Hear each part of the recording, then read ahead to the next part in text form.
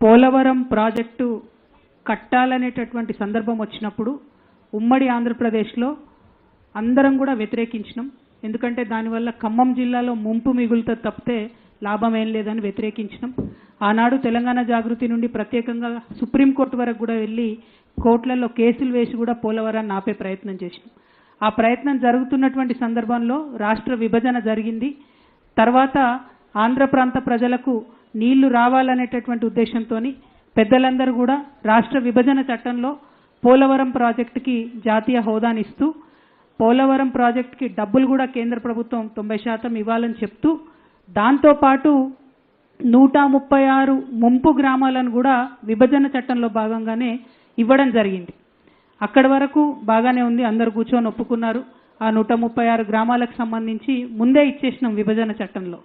కానీ అన్యాయం, అసలు అన్యాయం ఎక్కడ ప్రారంభమైందంటే కేంద్రంలో నరేంద్ర మోదీ గారి ప్రభుత్వం వచ్చింది. ఇక్కడ మనకు కొత్తగా తెలంగాణ రాష్ట్రం వచ్చింది 2014లో. మొట్టమొదటి క్యాబినెట్ మీటింగ్ నరేంద్ర మోదీ గారు పెట్టిన దాంట్లో ఫస్ట్ క్యాబినెట్ మీటింగ్ 2014లో ఒక ఆర్డినెన్స్ తీసుకొని వచ్చిండ్రు. ఇది ఒక ఆర్డినెన్స్ తీసుకొని వచ్చిండ్రు. అప్పుడే రాష్ట్ర విభజన జరిగింది. అప్పటికే 136 గ్రామాలు ఇచ్చేసినాం. కానీ చాలా అన్యాయంగా ఒక 2-3 రోజుల్లోనే పార్లమెంటు ప్రారంభం అవుతుంది అనంగా మొదటి పార్లమెంటు సమావేశాలకు ముందుగానే బీజేపీ తొలి క్యాబినెట్లో ఈ ఆర్డినెన్స్ తీసుకొచ్చి 7 మండలాలను అన్యాయంగా ఆంధ్రప్రదేశ్కి అప్పచెప్పడం జరిగింది. ఎందుకోసం 7 మండలాలను అప్పచెప్పిండ్రు? ఈ 7 మండలాలు మొత్తం ముంపు మండలాలు కూడా కావు. ఈ 7 మండలాలతో పాటు 460 మెగావాట్ల మన లోవర్ సీలేరు పవర్ ప్రాజెక్టును కూడా ఆనాడు అన్యాయంగా ఆంధ్రప్రదేశ్కి అప్పచెప్పడం జరిగింది. అదంతా కూడా విభజన చట్టం స్ఫూర్తికి వ్యతిరేకంగా కేవలం ఆనాడు ఎన్డీఏలో చంద్రబాబు నాయుడు గారు అలయన్స్ పార్ట్నర్గా ఉన్నారు కాబట్టి బ్యాక్డోర్ పాలిటిక్స్ చేసి ఆనాడు అన్యాయంగా ఈ ఆర్డినెన్స్ తీసుకురావడం జరిగింది. మేము 2014లో అప్పుడే గెలిచి ఎంపీలుగా అక్కడికి వెళ్ళి మొట్టమొదటిసారి పార్లమెంట్లో మేము గలం విప్పి మాట్లాడింది కూడా ఈ 7 మండలాలను కలపడం అన్యాయము, ఇది ఖచ్చితంగా వెనక్కి తీసుకోవాలి, ఇది ప్రజాస్వామ్య స్ఫూర్తికి వ్యతిరేకము, రాజ్యాంగంలో ఉన్న ఆర్టికల్ 3కి వ్యతిరేకము, పార్లమెంట్లో చర్చ జరగకుండా ఒక రాష్ట్రం యొక్క సరిహద్దులను ఎట్లా మారుస్తారని చెప్పి చాలా తీవ్రంగా కొట్లాడే ప్రయత్నం చేసినాం. కానీ ఆనాడు కూడా వాళ్ళకు మెజారిటీ ఉండే, వాళ్ళ మాటనే చెల్లుబాటు అయింది. మన 7 మండలాలు ఆంధ్రాలో కలపడం జరిగింది. ఆ తర్వాత కేసీఆర్ గారు వెంటనే బంద్కు పిలిపించిండ్రు. రాష్ట్ర వ్యాప్తంగా ముఖ్యమంత్రిగా ఉండి ఆయన బంద్కు పిలిపించిండ్రు దీనికి వ్యతిరేకంగా. అయినా కేంద్రానికి కనీసం చీమగుట్టినట్టు కూడా లేదు. ఆ తర్వాత అనేక విధాలుగా భద్రాచల ప్రాంతాన్ని డెవలప్ చేయాలని ప్రయత్నం చేసినాం. అన్నిటికన్నా పెద్ద సమస్య ఇప్పుడు ఈ 5 గ్రామాల నుండి వచ్చినటువంటి సోదరులు జె సంపత్ గారు భద్రాద్రి డెవలప్మెంట్ ఫోరము, భీమ్రావు రామ్జీ గారు భద్రాచలం తెలంగాణ జాగృతి అసెంబ్లీ కన్వీనర్ గారు, డి బాలకృష్ణ గారు 5 గ్రామ పంచాయతీల సాధన సమితి, ఏ సత్యనారాయణ గారు గుండాల నుండి వచ్చినటువంటి లాయర్ గారు, గొల్లపల్లి శివ గారు 5 గ్రామాల సాధన సమితి, రాసాల నర్సయ్య గారు 5 గ్రామ పంచాయతీల సాధన సమితి. ఈ మిత్రులందరికీ ప్రత్యేకంగా వందనాలు తెలియజేస్తున్నా. ఎందుకంటే కేసీఆర్ గారు ప్రయత్నం బాగా చేసిండ్రు. పోలవరం ప్రాజెక్ట్ ఎప్పుడైతే వాళ్ళు కెపాసిటీ పెంచుకుంటూ స్పిల్వే కెపాసిటీని పెంచుకుంటూ పోతున్నారో 36,000 క్యూసెక్లకు పర్మిషన్ ఉన్నదాన్ని 36 లక్షల క్యూసెక్లకు పర్మిషన్ ఉన్నదాన్ని 50 లక్షల క్యూసెక్లకు వాళ్ళు పెంచుకుంటూ పోతున్నారో ఆ నిల్వ ఉన్న నీళ్లు వెనక్కి తన్నడం ప్రారంభమైనాయి.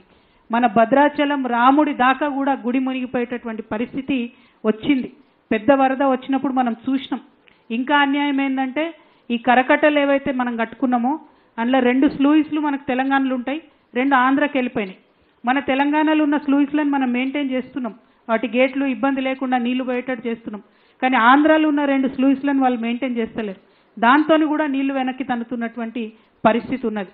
ఆనాడు ఎంతో ప్రయత్నం చేసినా కూడా ఈ గ్రామాలు మనకు రాలేదు. చిన్న చిన్న సమస్యల్లాగా మనకు కనిపిస్తాయి. కానీ ఇందాక మాట్లాడుతూ తమ్ముడు బాలకృష్ణ చెప్పినట్టు ఇవాళ 5 గ్రామాల్లో ఉన్న పిల్లలు మరి స్కూల్ ఏమో తెలంగాణలో చదువుకుంటున్నారు, 1 నుంచి 10వ తరగతి ఇక్కడ చదువుకుంటున్నారు. రేపు అడ్రస్ ఏమో ఆంధ్రప్రదేశ్ ఉంటుంది. మరి ఉద్యోగానికి ఎక్కడ అప్లై చేయాలంటే పెద్ద క్వశ్చన్ మార్క్గా ఉన్నది. ఎవరు కూడా ఈ సమస్యను పరిష్కరించే పరిస్థితి లేదు. ఇంకొకటి ఏంది, ఎవరన్నా ఈ 5 గ్రామాలలో అనారోగ్యం పాలైతే ఆరోగ్యశ్రీ కావాలంటే ఆంధ్రప్రదేశ్ ప్రభుత్వం ఆరోగ్యశ్రీ కావాలంటే వాళ్ళు గుంటూరు హాస్పిటల్ పోవాలి తప్పితే వాళ్ళకి ఇంకో మార్గం లేదు. మరి 5 గ్రామాల ప్రజలు వచ్చి భద్రాచలంలోనో కొత్తగూడెంలోనో వైద్యం తీసుకుంటే తెలంగాణ ఆరోగ్యశ్రీ వాళ్ళకి వర్తించే పరిస్థితి లేదు. ఇట్లా చిన్న చిన్నగా మనకు అనిపించినా వాళ్ళకి అక్కడ పెద్ద సమస్యలు. ఒక్క అంబులెన్స్ రావాలి అంటే 80 కిలోమీటర్ల దూరం కూనవరం నుంచి మరి ఇక్కడికి వచ్చేటటువంటి పరిస్థితి ఉంది తప్పితే వాళ్ళకు డైరెక్ట్గా తెలంగాణ అంబులెన్స్ కూడా అందేటటువంటి పరిస్థితి లేదు. ఇవన్నీ కూడా మానవీయ కోణంలో ఆలోచించి పరిష్కారం చేయాల్సినటువంటి సమస్యలు. వీటి కోసం పదే పదే ప్రయత్నం చేసినా కూడా జటిలమైపోయి పరిష్కారం కాకుండా ఉన్నటువంటి సమస్యలు. అందుకనే ఈ రౌండ్ టేబుల్ ద్వారా ఈ 5 గ్రామాలకు సంబంధించినటువంటి అనేక మంది మేధావులతో ఇదివరకే మాట్లాడి నేను తెలంగాణ జాగృతి నుండి కేంద్ర ప్రభుత్వాన్ని డిమాండ్ చేసేది ఏంటంటే ఇవాళ 20వ తారీఖు ఈ నెల 25 నాడు ప్రగతి ఎజెండా పేరుతోను నరేంద్ర మోడీ గారు 4 రాష్ట్రాల ముఖ్యమంత్రులతోని ఆంధ్రప్రదేశ్, తెలంగాణ, ఒరిస్సా, ఛత్తీస్గఢ్ ఈ 4 రాష్ట్రాల ముఖ్యమంత్రులతోని వారు మీటింగ్ పెడుతున్నారు. అందులో పోలవరం ఇష్యూతో పాటు అనేక ఇష్యూస్ వాళ్ళు మాట్లాడతారు. ఆ మీటింగ్లో నరేంద్ర మోదీ గారు ఖచ్చితంగా ఈ 5 గ్రామాలను తెలంగాణకు మళ్ళీ తిరిగి ఇవ్వాలని చెప్పి తెలంగాణ జాగృతి తరఫున మేము డిమాండ్ చేస్తూ ఉన్నాం. ఎందుకంటే 10 ఏళ్లలో ఎంత ప్రయత్నం చేసినా ఈ సమస్యలు పరిష్కారం కాలేదు. కాబట్టి ఈ సమస్య శాశ్వత పరిష్కారం కావాలంటే పురుషోత్తపట్టణం, గుండాల, ఎటపాక, కన్నాయిగూడెం, పిచ్చుకలపాడు ఈ 5 గ్రామాలు మళ్ళా తెలంగాణకి ఇవ్వాలని చెప్పి నేను కేంద్ర ప్రభుత్వాన్ని డిమాండ్ చేస్తూ ఉన్నాను. మరి 25వ తారీఖు జరిగేటటువంటి ఈ ప్రగతి ఎజెండా మీటింగ్కి వెళ్ళేటటువంటి మన తెలంగాణ రాష్ట్ర ముఖ్యమంత్రి రేవంత్ రెడ్డి గారిని కూడా మేము విజ్ఞప్తి చేస్తూ ఉన్నాం. ఈ 5 గ్రామాల ప్రజలు చాలా ఇబ్బంది పడుతున్నారు. కాబట్టి తెలంగాణ రాష్ట్ర ముఖ్యమంత్రిగా మీరు ఈ 5 గ్రామాలను వెనక్కి తీసుకొచ్చే విధంగా కేంద్ర ప్రభుత్వం మీద ఒత్తిడి తీసుకురావాలని చెప్పి నేను ముఖ్యమంత్రి గారిని డిమాండ్ చేస్తూ ఉన్నాను. అదేవిధంగా మరి ఇప్పుడు కరకట్టలు ఏవైతే ఉన్నాయో నిన్న కూడా మేము మళ్ళీ ఒకసారి కూర్చొని ఇంజనీర్ల పరిధిలో ఆలోచన చేయడం జరిగింది. ఈ కరకట్టలు ఇప్పుడు ఉన్నటువంటి వాటిని 1 కొంచెం ఎత్తు పెంచుకోవాలి, 2 ఆల్మోస్ట్ దుమ్ముగూడెం ఆనకట్ట వరకు కూడా పెంచాల్సినటువంటి అవసరం ఉన్నది. అట్లా పెంచితేనే ఈ 5 గ్రామాల ప్రజలకు ఫ్యూచర్లో కూడా రక్షణ ఉంటుంది. లేకపోతే ఏ ఒక్క సంవత్సరం అన్నా వరద ఎక్కువ వచ్చినట్టయితే డైరెక్ట్గా ఈ గ్రామాల రెవెన్యూలన్నీ కూడా భూములన్నీ కూడా మునిగిపోయేటటువంటి పరిస్థితి ఉంది. కాబట్టి దీని మీద కూడా రాష్ట్ర ప్రభుత్వం చాలా సీరియస్గా ఆలోచన చేయాలని చెప్పి నేను కోరుతా ఉన్నాను. మీ అందరికీ తెలుసు తెలంగాణ ఉద్యమ సమయంలో కూడా కేసీఆర్ గారు ఆదివాసీ గిరిజనుల యొక్క సమస్యలను పరిష్కరించాలని చెప్పి భద్రాచలంలోనే ఒక చాలా పెద్ద మీటింగ్ పెట్టడం జరిగింది. ఆ మీటింగ్ పెట్టినప్పుడు ఆనాడు షిబు సురేన్ గారని వారు కూడా పెద్ద మనిషి, జార్ఖండ్ కోసం పోరాటం చేసినటువంటి, జార్ఖండ్ రాష్ట్ర సాధన కోసం పోరాటం చేసినటువంటి వ్యక్తి, వారు కూడా రావడం జరిగింది. మరి ఆ తర్వాత అనేక సార్లు పోరాటం చేసినాం. తెలంగాణ ఉద్యమంలో భద్రాచలం నుండి గిరిజనులు, పెద్ద ఎత్తున ఆదివాసీలు అందరూ కూడా భాగస్వామ్యం అయినాం కాబట్టే ఇవాళ రాష్ట్రం సాధించుకున్నాం. మరి విభజన చట్టంలో వాళ్ళకి 90% నిధులతోని పోలవరం ప్రాజెక్ట్ వచ్చింది. మరి మనకేమొచ్చింది తెలంగాణకు, మరి మనకేమొచ్చింది కొత్తగూడెం భద్రాద్రి జిల్లా ఆదివాసీలకు అని ఆలోచిస్తే ఒకటే ఒకటి వచ్చింది, శాశ్వతమైనటువంటి ముంపు మనకు మిగిలింది. రాముడు కూడా మునిగిపోయేటటువంటి పరిస్థితి ఇవాళ వచ్చింది. ఇవి పరిష్కారం అవ్వాలంటే మాత్రం ఖచ్చితంగా మరి భద్రాచలం టౌన్ ఈ 5 గ్రామాలు కరెక్ట్గా ఉంటేనే ఏదన్నా గవర్నమెంట్ బిల్డింగ్ కట్టుకోవాలంటే టౌన్ దాటి బిల్డింగ్ కట్టే అవకాశం ఉంటుంది.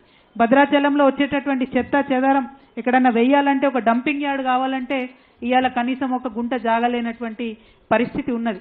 అంతేకాదు పురుషోత్తపట్టణం ఏదైతే ఆంధ్రకి ఇచ్చినరో అందులో 1000 ఎకరాల దేవుడి మాన్యాలు, రాముల వారి 1000 ఎకరాల భూమి ఉన్నది. ఇవాళ 1000 ఎకరాల భూమి ఆంధ్రకు పోయింది, దేవుడేమో తెలంగాణలో ఉన్నాడు. ఇప్పుడు ఆంధ్రకు పోయినటువంటి ఆ భూమి ఎక్కడికక్కడ ఆక్రమణకు గురవుతున్నదని చెప్తా ఉన్నారు. హారతి అయిపోతున్నది, మంగళహారతి అయిపోతున్నది, దాన్ని పట్టించుకునే పరిస్థితి లేదు. ఇవాళ ఆంధ్రప్రదేశ్ ప్రభుత్వాన్ని కూడా నేను డిమాండ్ చేస్తా ఉన్నా, పురుషోత్తపట్టణం ఏదైతే ఆంధ్రలో కలపబడిందో మరి అందులో ఉన్నటువంటి 1000 ఎకరాలు భద్రాద్రి రాముడి మాన్యం ఏదైతే ఉందో దాన్ని తక్షణం ప్రొటెక్ట్ చేయాలి, ఆక్రమణలకు గురి కాకుండా రక్షణ కల్పించాలని చెప్పి ఆంధ్రప్రదేశ్ ప్రభుత్వాన్ని కూడా నేను డిమాండ్ చేస్తా ఉన్నాను. మరి ఆనాడు మీ అందరికి కూడా తెలుసు, పార్లమెంట్లో మాట్లాడింది కేవలం తెలంగాణ బదులుగా బీఆర్ఎస్ పార్టీ నుండి మేమే మాట్లాడినాం. ఆనాడు కూడా కాంగ్రెస్ నాయకులు వచ్చి పార్లమెంట్లో ఇట్లెట్లా అన్యాయం చేసిరు అని చెప్పి కూడా మాట్లాడినటువంటి పరిస్థితి లేదు. మరి అధికారంలోకి వచ్చిన తర్వాత చంద్రబాబు నాయుడు గారిని రిపీటెడ్గా, జగన్మోహన్ రెడ్డి గారు ఉన్నప్పుడు కూడా రిపీటెడ్గా కేసీఆర్ గారు కోరినరు. ఈ రెండు రాష్ట్ర ప్రభుత్వాలు కలిసి జాయింట్ సర్వే చేయాలి, మునిగిపోయేటటువంటి ప్రాంతం ఏంటి అని అడిగితే అధికారుల స్థాయిలో వాళ్ళు ఒప్పుకున్నారు, కానీ ముఖ్యమంత్రుల స్థాయిలో ఎన్నడూ కూడా ఒప్పుకోవడం జరగలేదు. అంటే ఆంధ్రాలో చంద్రబాబు నాయుడు గారు ఉన్నా, జగన్మోహన్ రెడ్డి గారు ఉన్నా మన ప్రాంతానికి నష్టమే జరుగుతుంది తప్పితే లాభం జరగడం లేదు.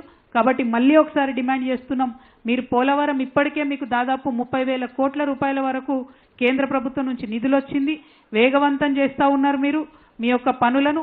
ఇవి చేసేటటువంటి క్రమంలో 19,000 కోట్ల పైగా ఇప్పటికే నిధులు వచ్చినాయి. ఈ సంవత్సరం ఇంకా 7,000 కోట్లు ఇస్తామని చెప్తుంది కేంద్ర ప్రభుత్వం. అంటే పనులు వేగవంతం అవుతుంది. ఈ పనులు వేగవంతమయ్యేటటువంటి క్రమంలో నేను డిమాండ్ చేస్తూ ఉన్నాను, జాయింట్ సర్వే ఖచ్చితంగా ముంపు కోసం జరగాలి. జరిగితేనే మనకు ఖచ్చితంగా ఇక్కడ ఉండేటటువంటి గ్రామాలకు న్యాయం జరిగేటటువంటి ఆస్కారం ఉంటుందని చెప్పి మేము డిమాండ్ చేస్తున్నాం. ఇక్కడ మన హైదరాబాద్లో